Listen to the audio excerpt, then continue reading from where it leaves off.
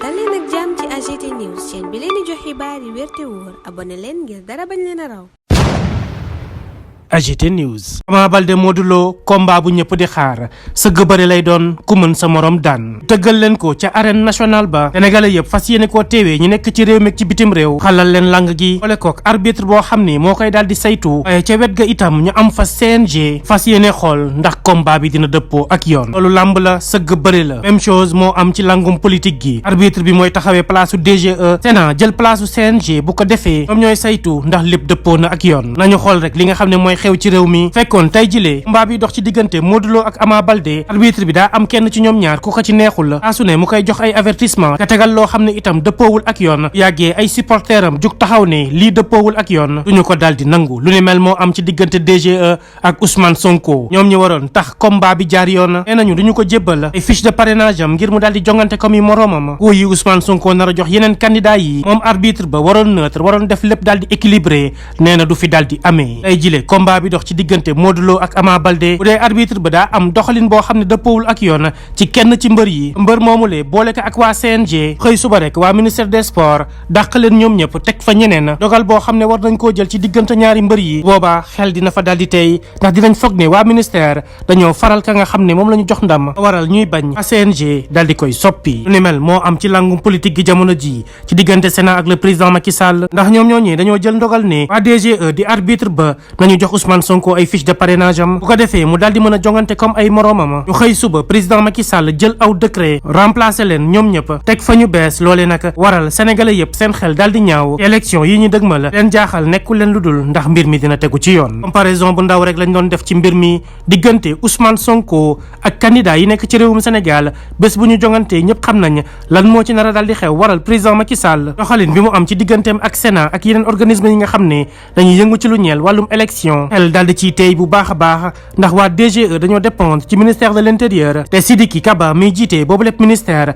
président Macky Sall moo ko tabb kon buñ bëggoon suba Ousmane Sonko jot ci ay ficham cen de la Fall amul sañ-sañu di ko daal di tardel waaye nag lang gi atum 2024 le 25 février la ñu tëgg combat bi askanu Sénégal ñooy voté askan woowule ñooy jël ndam jox ko ki nga xam ne moo leen daal di doy ngir mu jiite seenam réew amatul kenn ku leen ko mën a tànnal wala ku leen di forcer koo xam ne mooy remplacer le président Macky Sall loolee nag dina leer yàggatul dara waaye li ci doy waar mooy élection yooyu ñuy dëgmal dafa am boddi konté buñ ci daal di nemmeeku ñeel benn candidat muy Ousmane Sonko loolee moo tax ñëpp xam nañ ne ci combat bii ñu nekk di Ama Baldé ak Modou Lo ndaw ñi duñ ko raté benn yoon ndax occasion lay doon ngir àdduna wërngal képp gis sonkorisation bi ca nara daal di am libéré Ousmane Sonko ñëpp xam nañ ne daa nar a jëpp jëm kaw ci arène nationale ba occasion la encore une fois ngir ndawi Sénégal wan àdduna wërngal képp ne Ousmane Sonko moo di seen leader moo di seen yaakaar bokkam ci jongante atum 2024 dina gën a jamale kanam démocratie bu réewum Sénégal loolee moo tax nag arène politique bile mbër mu ci wóolu sa bopp da ngay ñëw sëgg bëree muy Amadou Ba muy ku mënti doon faw rek nga janoo ak Ousmane Sonko bu dee gëm nga sa bopp da ngay ñëw def ni Modou Lo ak Ama Baldé ku mën sa morom daan Ousmane Sonko moomule sax laata ñu koy daal di jàpp am na benn bés mu génn di def sport ngir wan askanu Sénégal këni ku ci nekk war ngaa farlu ci di tàggat sa yaram ca la profito sax doon tooñaale mbër yi surtout nag ki nga xam ni moo di Ama Baldé. AGT News. loolu baax na ci zone taay yi yëpp moom. waaw taay moom. taay yaa si forme quoi. taay moom lamb ji laa lamb mais man laaj ma ay ñoom Kona yooyu mbëri ndaw. ay ñoom taxaw mbër yooyu. waaw ñoom dañuy tudd ci man ak ay ñoom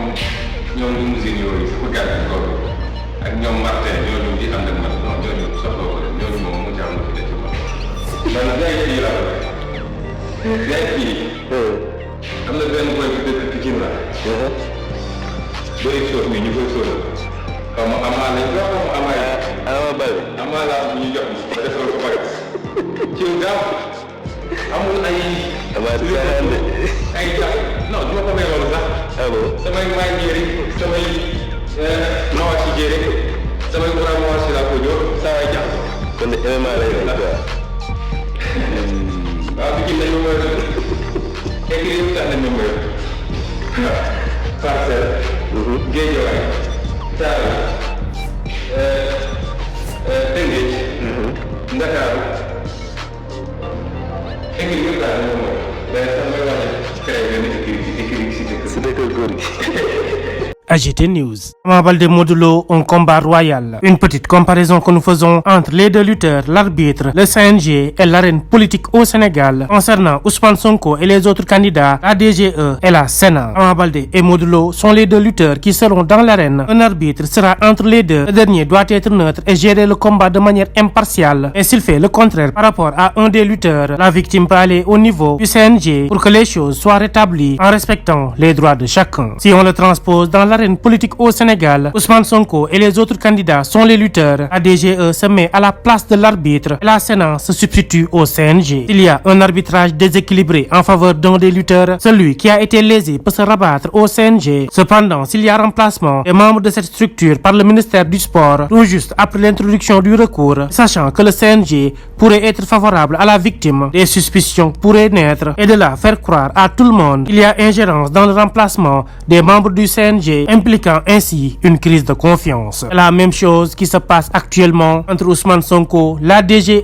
et la Sénat. Ousmane Sonko s'est senti lésé par rapport à l'arbitre qui est la DGE, refusant de lui remettre ses fiches de parrainage comme les autres candidats. Et le leader de PASTEF, pour être rétabli dans ses droits, a saisi la Sénat qui a tranché en disant l'arbitre a fauté, la DGE a commis une erreur et devrait remettre à Ousmane Sonko tout ce qui lui revient de droit. L'arbitre ayant refusé d'exécuter l'ordre, Ousmane Sonko saisit à nouveau la Sénat pour que cette dernière se substitue à l'arbitre et lui donner tout ce qu'il revendique. Et le président Macky Sall a rapidement remplacé tous les membres au moment où personne ne s'y attendait, donnant raison à Ousmane Sonko et ses proches qui estiment le président Macky Sall est en train de tout faire pour l'empêcher de participer à ces joutes électorales. Voici ce que nous sommes en train de vivre actuellement au Sénégal. La DGE, qui devait être neutre, est transformée elle-même en combattant face à Ousmane Sonko alors qu'elle devait être impartiale et gérer le processus électoral de manière équilibrée. Donc, comme nous avons l'habitude à le rappeler, ce sont les Sénégalais qui vont choisir leur 5e président, quels que soient les candidats. Ce sont eux qui auront le dernier mot. Donc, par respect à cette population, il faudrait organiser une élection présidentielle inclusive qui verra la participation de tous, mais surtout celle de Ousmane Sonko, dont l'absence à ces élections serait un véritable recul démocratique. Ce qui est clair, c'est que ce combat sera l'occasion pour les jeunes d'exprimer